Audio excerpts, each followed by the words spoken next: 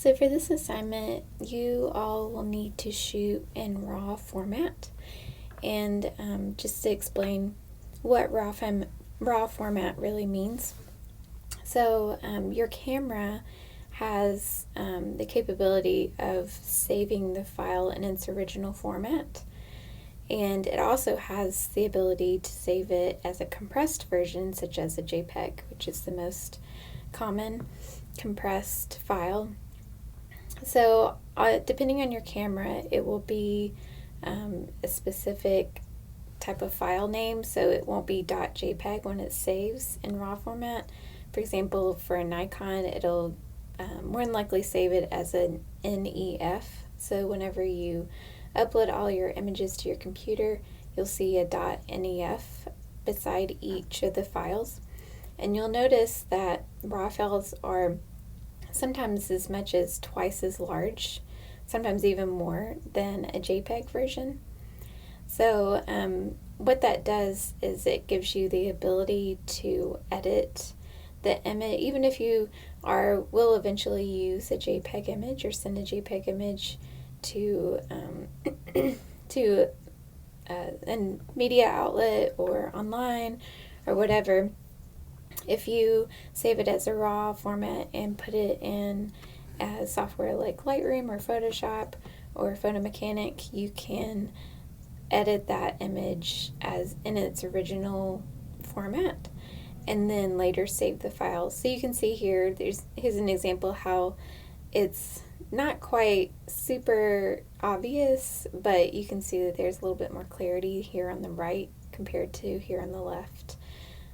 Because the RAW format is not compressed and the JPEG is.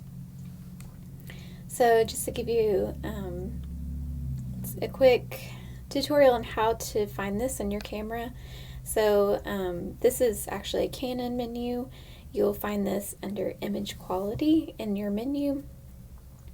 And your camera will give you different options, which is really great when you are shooting for something really small like social media posts or something like that. You don't have to worry about storing these really large files. But for this assignment, I want you to practice shooting in RAW.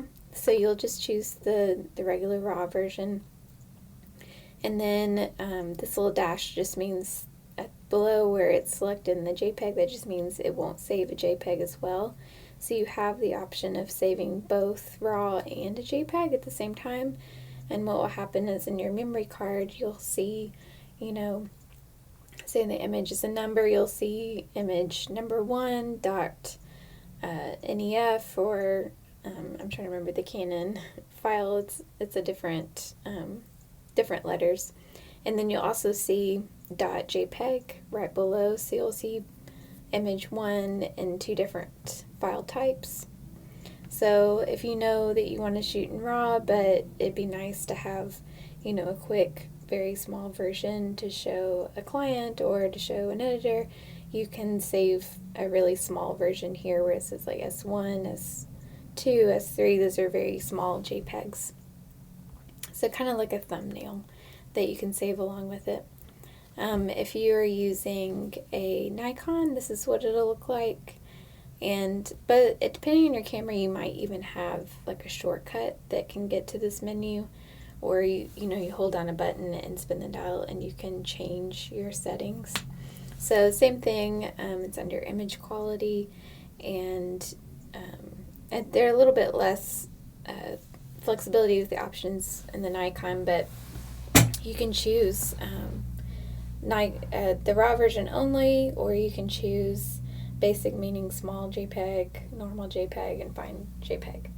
So also keep in mind that your memory card can only store so much, and if you're choosing RAW as well as a JPEG, then that's going to be quite a bit bigger than if you normally had your settings on JPEG fine or JPEG normal. So on your camera, it should say how many pictures are left at the top. So keep in mind that you might need an extra memory card, or you might need to upload all your images and reformat your camera if you're in the middle of shooting.